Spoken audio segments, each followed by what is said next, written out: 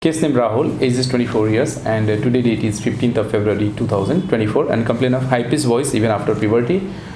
And in the finding is Arytenoid congestion and mild congestion in the vocal cords also. So yeah, tell about yourself, why you came here. My name is Rahul. I'm 24 years old. I have this problem of high pitched voice. Apart from this, I cannot speak very loudly in social gatherings, so it becomes very difficult for me to have daily conversations.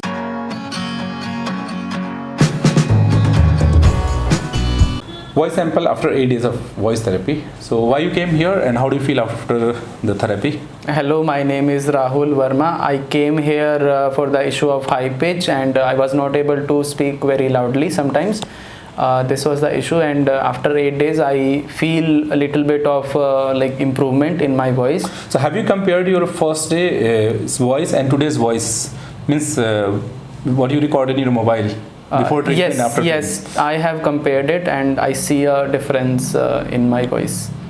Okay, so can we use your video for awareness purpose at our social media pages? Yes, you can use. And those who are watching this video, if you are able to see any positive changes in his voice, please like this video, share this video so that people having similar problem can get hope, motivation, and they can reach to a right place.